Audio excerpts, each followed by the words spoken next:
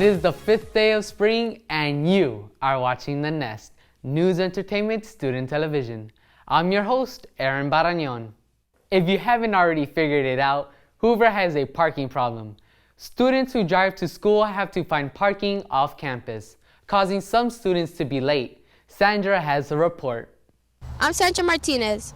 Everyone rushes in the morning to make it to school on time. Hoover is usually overcrowded with cars. Student drivers are often late trying to find parking due to the low space capacity here at Hoover. Why doesn't the school have student parking? We would love to have student parking. Unfortunately, we are one of the smallest footprints in San Diego in terms of area. So in order to accommodate staff as well as visitors, we just don't have the room for student parking as well. As long as the kids are parking in the street, we haven't had any complaints as far as I know about that. The majority of our students who are late come in walking or are dropped off, not because they're looking for a parking space. We would love to be able to provide you guys parking as well as all of us and our school visitors, but unfortunately we just don't have the space. Hopefully in the years to come when they remodel everything, we will be able to have the space for everybody, but just unfortunately right now we don't. In the past, there weren't many students driving to school. They usually use public transportation, so I don't think we've accommodated student parking because there hasn't been such a need for it. How hard is it to find parking in the morning? It's like really hard. It's like I could barely find parking. That's why I'm always late to school and stuff. How often are you late? Like twice a week, I think, because of parking, and they need more parking. Like I have to drop off my cousin and my sister, and then I have to come to school. How hard is it to find parking in the morning? It's really difficult, either in the front or on the side of the school campus. They always be getting the little tickets saying like, I need to move my car, it's gonna get towed away. What would be some requirements? Parking permits for the ones who have driver's license and a car. You know, if we were to even start a conversation about where students would park, it would definitely have to be tied to student safety. It would definitely have to be revolving around attendance and grades as well. Student parking in campus lots at the front of the school is strictly prohibited, available to only staff and visitors. With no plans to add student parking, those students driving to school must resort to street parking. It is recommended drivers arrive early to gain limited street parking. Be aware, Fridays are trash pickup days on local roads, which further limits room for student cars. Big changes coming to City Heights thanks to our community volunteers and Sandag. Marcos investigates how the change will affect students and community safety.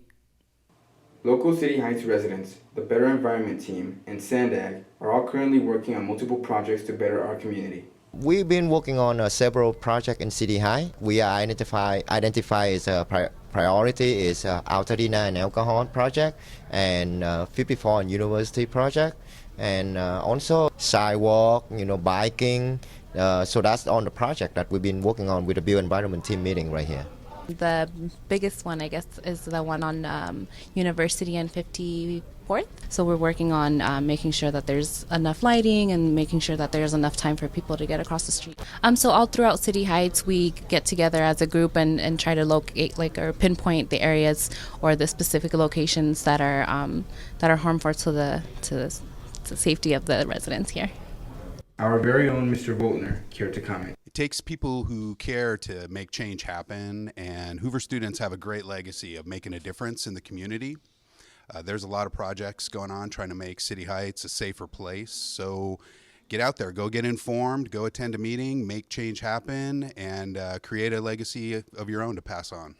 Next up, Whiteboard, a new segment featuring talented musicians right here at Hoover. Whiteboard.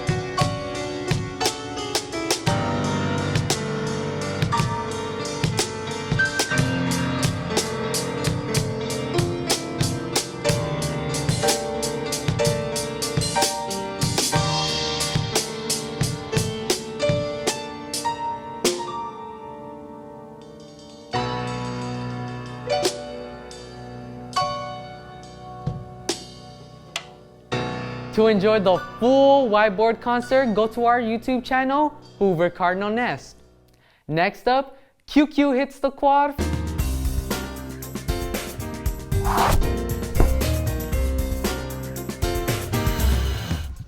Hi, welcome back to QQ. My name is Victoria Heredia, and this week we are asking our fellow Cardinals, what kind of car would you drive?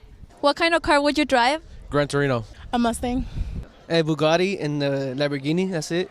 I would drive a Camaro. A Bugatti. You know me, I'm riding in style, so you know, a 69 Camaro. MTS. A Ferrari. A Mercedes S-Class. A black 1969 Chevy Chevelle. A Batmobile. A Mustang. Dodge Challenger 1960. Cars are not good for the environment, so I'll just stay walking and using my bike. Mitsubishi. 350C Nismo, turbocharged. And if I don't have that kind of money, just a G-Wagon or a Ferrari, whichever, you know. A BMW. An Audi. The car that I would drive is a 2014 Dixon Ticonderoga.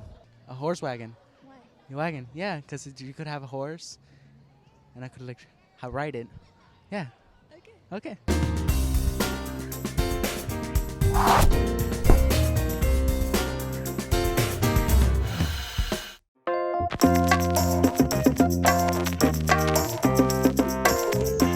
Welcome back to the Red Couch, guys. I am Misael Chinchilla, your host, and today we have a really special guest in our studio today, so please give a welcome to Ivan Ruiz. Thanks, Misael, for having me here. My pleasure. So we have a couple of questions that I would like to answer. Okay. So it's number one. What is SHIP?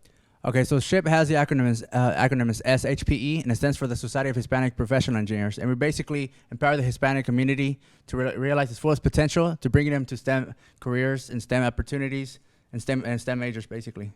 Is it just for Hispanics or for the whole community? It's open to everybody, so anybody who's interested in STEM. All right, it sounds interesting. And number two, how can students be part of SHIP?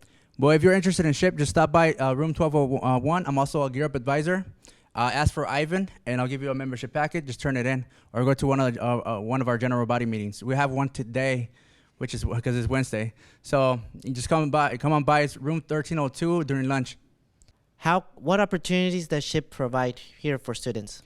Well, we provide networking opportunities, industry exposure, scholarships. We have actually, I'm gonna open up a scholarship specifically only for SHIP Hoover students, and that's open up. I'm gonna open that application around April 15th or so. It's gonna be open from April 15th to May 15th, and they'll be awarded in June. So it's for those SHIP Hoover students that are seniors and want to participate, and as long as they turn in their membership application before Friday, March 25th. So if you guys can turn in your applications if you want to be a part of it. Thank you very much, Ivan, for having us in our studio today. Thank you. I appreciate it. And we'll see you next time on the Red Couch. All right.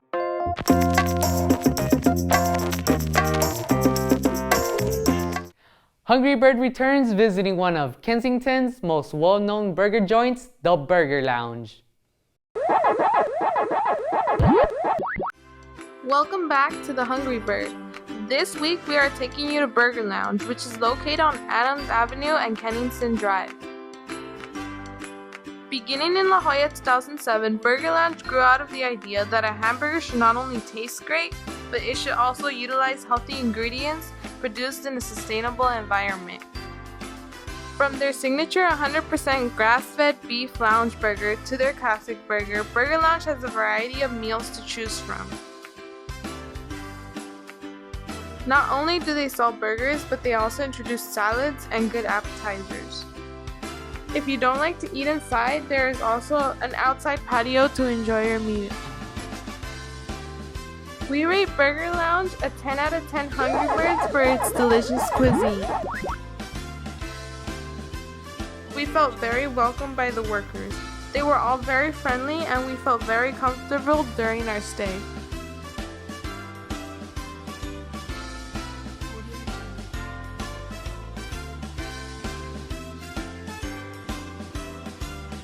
Bye, see you next week. We have reached the end of our show. Keep the suntan lotion close and the beach waves closer. Enjoy your spring break. See you next time.